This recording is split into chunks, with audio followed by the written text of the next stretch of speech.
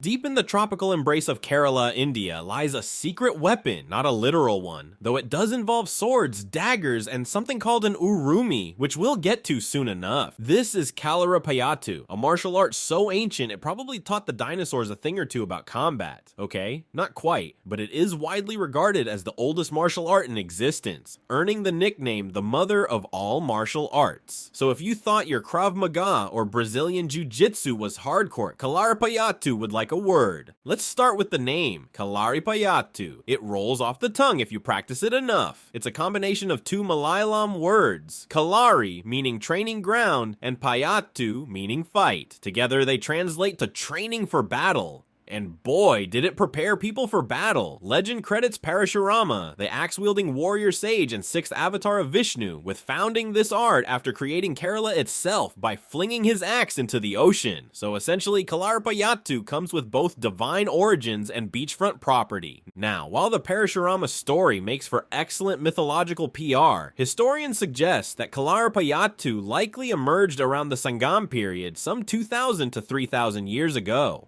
Back then, South India wasn't just a land of spicy curries and majestic temples. It was also a hotbed of warring kingdoms. Warriors trained extensively in combat techniques to defend their lands and occasionally, borrow their neighbors. These warriors didn't just fight, they performed. A mix of elegant movements inspired by animals like lions, cobras, and elephants. Imagine a fight scene choreographed by Mother Nature herself. The inspiration Kalaripayattu draws from nature goes deeper than just mimicking animals. The ancient masters observed the fluid grace of a snake, the raw power of a tiger, and the unwavering focus of an eagle. They didn't just copy these creatures, they embodied their essence. Practitioners are taught not only to replicate these movements, but to channel the energy and mindset of these animals. It's as if the wild itself whispered its secrets into the art, turning warriors into hybrids of human skill and animal instinct. Talk about getting in touch with your wild side, literally.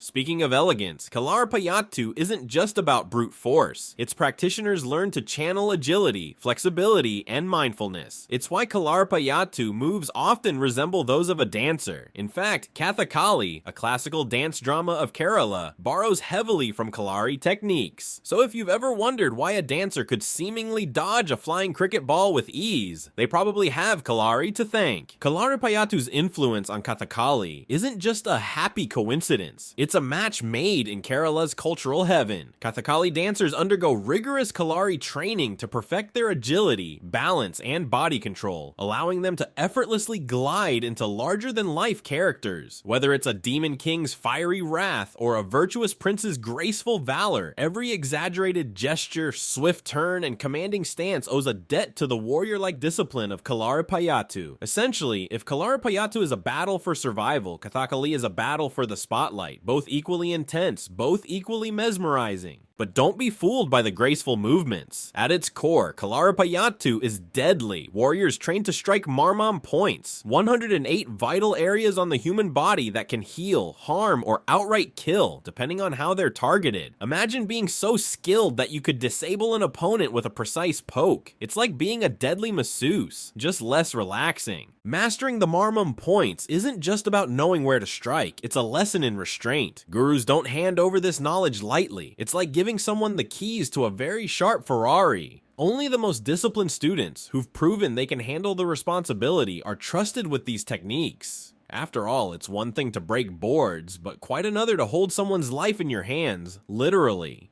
Training in Kalaripayattu starts young, typically at age 7. Students begin with Maithari, a series of exercises designed to build strength, flexibility, and stamina. Think of it as the ancient version of a CrossFit class, minus the motivational hashtags. From there, they graduate to Kothari, training with wooden weapons like sticks. It's a humble beginning before moving on to the serious stuff, like Angathari, which involves sharp weapons such as swords, spears, and the urumi. Ah, the urumi. If a whip and a sword had a baby, it would be this. The urumi is a flexible, razor-sharp blade that can wrap around an opponent, or the wielder if they're not careful. It's the ultimate weapon for anyone who's ever thought, swords are too straightforward, I need a challenge. And it's not just the weapons that are intimidating, it's the warriors themselves. Take Unyarka, a legendary female fighter whose martial prowess is celebrated in Kerala's ballads. Unyarka didn't just hold her own in battle, she owned it, proving that Kalari wasn't limited by gender. Modern practitioners continue this legacy with women like 73-year-old Padma Shri recipient Meenakshi Amma showcasing that Kalari is as empowering as it is ancient.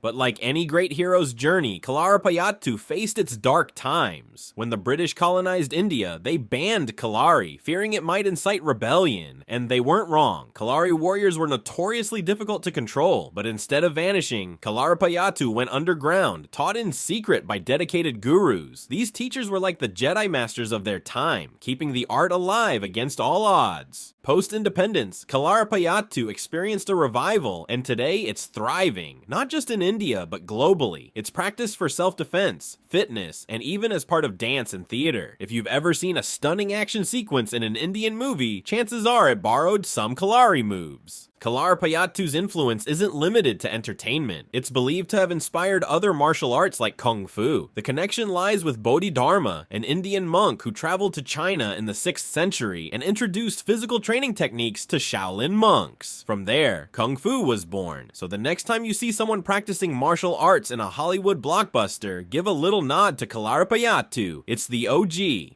But Kalaripayattu isn't just about fighting, it's also about healing. The same marmum points used to incapacitate enemies are integral to Ayurvedic therapies, which Kalari practitioners often learn. This duality, harm and heal, is a reminder that true strength lies in balance. Some Kalaris even include Ujjayi, a form of massage that improves flexibility and treats injuries. So yes, it's possible to leave a Kalari session both bruised and deeply relaxed. Another fascinating aspect is the training ground itself, called the Kalari. Built according to ancient architectural principles, it's more than just a gym, it's a sacred space. Rituals are performed before every session, including saluting the presiding deity and the guru. The floor is made of red sand, which is believed to have healing properties. It's the kind of gym where even the dirt has a purpose. Kalaripayattu's modern appeal goes beyond its history. It offers a holistic approach to fitness, combining strength, mindfulness, and spirituality. It's like yoga's cooler action hero sibling. In fact, many people incorporate Kalari techniques into their fitness routines, especially dancers and performers who want to enhance their agility and stage presence.